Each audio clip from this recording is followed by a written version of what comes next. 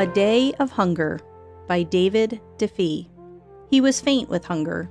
I saw him on 2nd Avenue and East Houston Street that day I was rushing to meet a friend.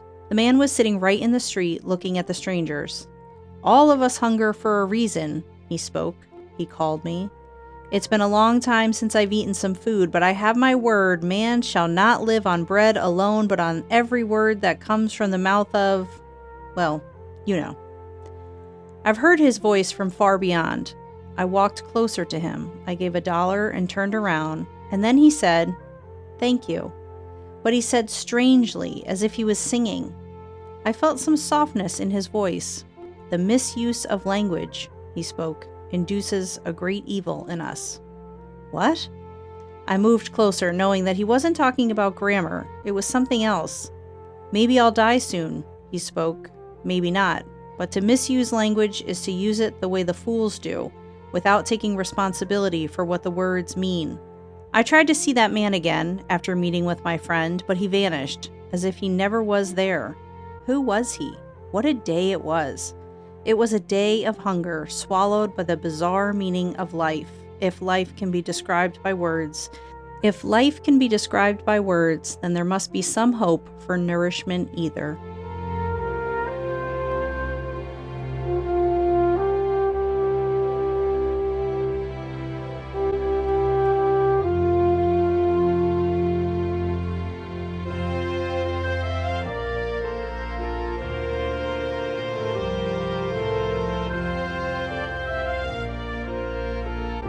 A hunger poem written by Joyce Graves. It's called An Empty Sack Cannot Stand Anymore. An empty sack can't stand up anymore. All the potatoes are gone, and it lays silently on the floor. When will it be filled again? Will it be a day or a month? The children patiently wait. We tend to buy more food than we will ever eat, then throw away the remains. Hunger pains are felt by many young children daily all over the world. An unnourished child should never be a factor in the richest country in the world, the United States. There's no food in many ice boxes, and sometimes there's no ice to even keep food cool and safe. It's not the child's fault. We know this, but it's exceedingly difficult to hide a child's hunger pain. Sometimes there's no water for the family garden to grow basic vegetables to eat. No clean water to drink happens to many children everywhere. It's incredibly sad.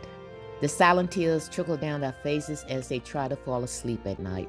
Even the animals are dying from the lack of clean water and food in many places. Yes, the empty sack is empty and can't stand anymore. It lays in the corner near the empty rice bin. No one should die from starvation or malnutrition, especially a child.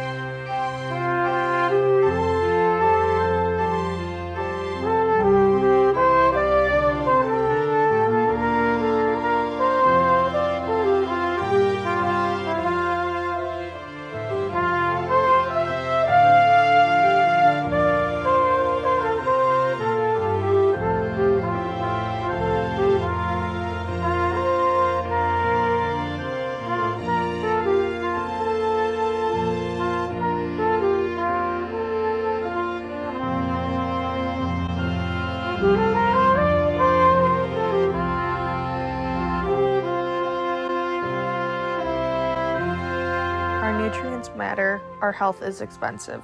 The crowd grazes and eats. They left litter in a larger area, then they leave the farmers in the soil. This is why I want to grow. They saw my needs sacrificed, so they would all grow. I thought I could grow again. I never did.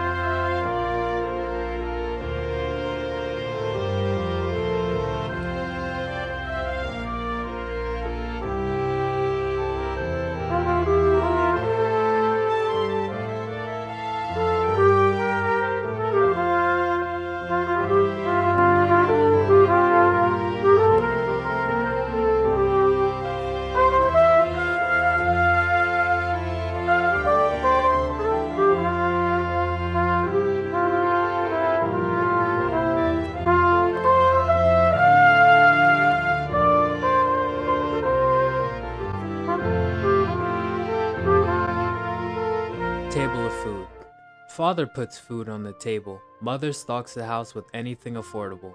She buys with money in hand. Children eat and are not sad. A stranger came and took Dad's food money. The table of food was there in secret. And children were told, "No, honey." And so they took biscuits. And so we are never filled. And now something is grilled. And children have to wait, so they are never given a bait. From poetryxhunger.com. Tobore, Obodoh.